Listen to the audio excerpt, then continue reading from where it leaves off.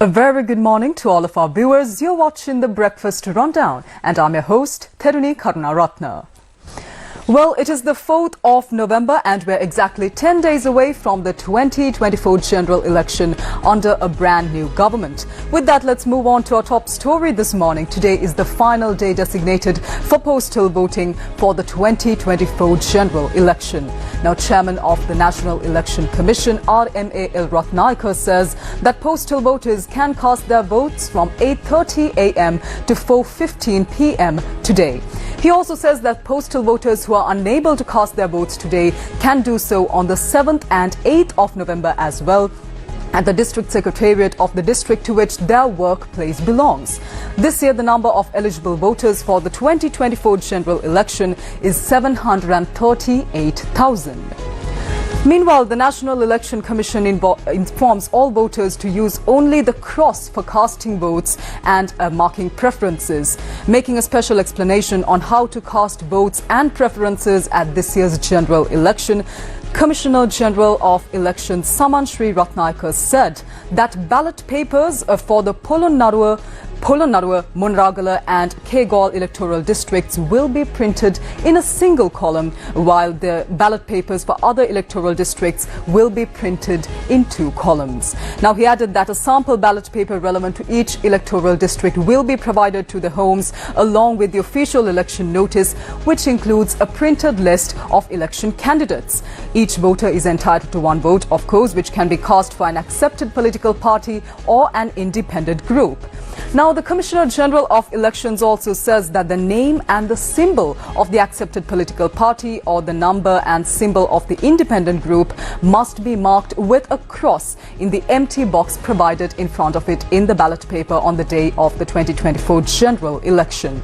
Now, furthermore, voters can cast preferences for up to 3 candidates from the accepted political party or independent group. For this, a cross must be marked in the box corresponding to the preference number assigned to each candidate listed on the ballot paper. Commissioner General of Elections Samanshri Ratnayakar also adds that if a voter casts their vote for more than 1 accepted political party or independent group, their ballot paper will be rendered invalid and therefore will not be considered for counting this year. Well, another election-related story is up next. The fundamental rights petition filed concerning the proposed date for the 2024 general election, that is the 14th of November, is set to be taken up for hearing before a 5-member judge bench of the Supreme Court. The petition has been filed by Secretary to the Upper Sri Lanka National Organisation and civil activist H.M. Priyantha Herath. Now, a fundamental rights petition challenging the decision to hold the 2024 general election on the 14th of November was filed in the Supreme Court on the 21st of October, requesting a ruling that this decision is unconstitutional. The petition argues that the calling for nominations and the announcement of the date for the 2024 general election violates the provisions of the Elections Act of Sri Lanka. Well, let's move on to some other story. Besides the election news, Julia Sonali, who was named the Face of Asia Female at the 2024 Asia Model Festival held in South Korea, returned to Sri Lanka early this morning. The 2024 Asia Model Festival was held in Gangwon, South Korea. A large number of contestants representing 27 countries attended this festival. Now, Julia Sonali and Udama Arachige represented Sri Lanka at the 2024 Asia Model Festival, and Julia Sonali, of course, was named the Face of Asia Female. Sri Lanka also won the Best Country Partner and Main Sponsor Award Zeal at the event. Let's move on to some health-related news now. The Ministry of Health says that the Measles Prevention Week begins today. The Epidemiology Unit says that this program will be implemented in 12 districts from today until the 9th of November. Community specialist Dr. Therunee says that from Monday to Friday, awareness programs will be implemented in homes, service locations and higher education institutions. He adds that on the 9th of November, a vaccination program is also set to take place. Community specialist Dr. Therunee says that 1,100 measles patients have been reported from across the island since May 2023. The Ministry of of Health also says that a rapid response unit has been opened due to the threat of resurgence of measles that had previously been completely eliminated from the country. This unit, which will be open from 7 a.m. until 6 p.m, allows the general public to inquire about information regarding infectious diseases, including measles. The Ministry of Health adds that information regarding this can be inquired through the telephone numbers 011 744 6513 or 011 768 2722, 011 768 2872 or 011 768 2662. Well, let's move on to your weather update this morning. The Met Department says that atmospheric conditions are favorable for afternoon thunder showers over most parts of the island. Showers or thunder showers will occur in the most parts of the island during the evening or night. Heavy showers above 100 millimeters are likely at some places in the Uber, Central, Sabaragamuwa and northwestern provinces. Showers or thunder showers may occur at a few places in the coastal areas of the northern, eastern and northwestern provinces during the morning as well. And as always, the general public is requested to take adequate precautions to minimize damages caused by temporary localized strong winds and lightning during thunder showers. Now, meanwhile, the landslide warnings issued for multiple divisional secretariat divisions of 8 districts are still in effect. The National Building Research Organization says that landslide warnings have accordingly been issued for divisional secretariat divisions of the Badulla, Gaul, Kaluthara, Kandy, Kegaul, Kurunegala, Mathura and Ratnapura districts. Now, these warnings are stage 1 and 2 landslide warnings.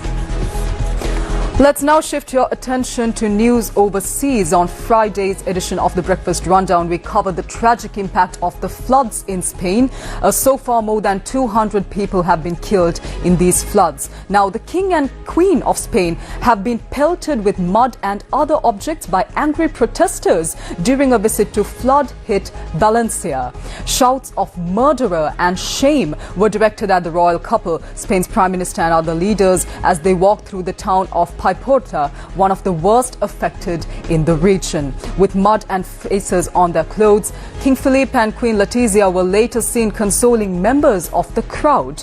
Now, more than 200 people were killed in the floods, as I just mentioned, and this flood is considered the worst in Spain in decades. Emergency workers are continuing to comb through underground car parks and tunnels in the hope of finding survivors and recovering bodies. There has been anger at a perceived lack of warning and insufficient support from authorities following the floods. Now, footage showed the king making his way down a pedestrian street before his bodyguards and police were suddenly overwhelmed by a surge of protesters hurling insults and screaming at them. They struggled to maintain a protective ring around the monarch as some of the protesters threw mud and objects at them.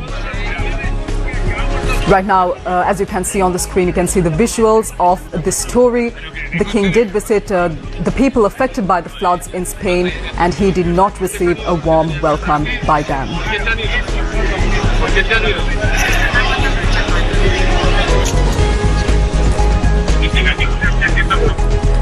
Well, tomorrow is the 2024 tomorrow is the 2024 presidential election of the United States. The whole world is watching as the run-up to this year's election has been quite an interesting one. US President Joe Biden, who was supposed to run for this year's presidential election, dropped out of the race following the presidential debates with Republican opponent Donald Trump. That is when US Vice President Kamala Harris stepped in. Well, Donald Trump and Kamala Harris are pushing their closing messages as they tour several swing states with just one day to go before America decides its next president. Trump's campaign is working to clear up his remarks about shooting the media as Harris dodges questions about her vote on a California crime measure. Now, Trump has also made claims without providing any evidence of election fraud in Pennsylvania. His opponents have accused the former president of using his rallies to stoke suspicion over the election process. The polls suggest that the race is still exceptionally close and more than 75 million people have already voted for the 2024 US presidential election. Now, if Kamala Harris does win this election, she will be making history as the United States' first female president. Well, with that, we'll bring to a close today's edition of the Breakfast Rundown. For the Newsfirst team, I'm Therunee Karunaratne. I'll see you tomorrow, same time, that is 7 a.m. on TV1. Until then, take care. Have a wonderful day ahead.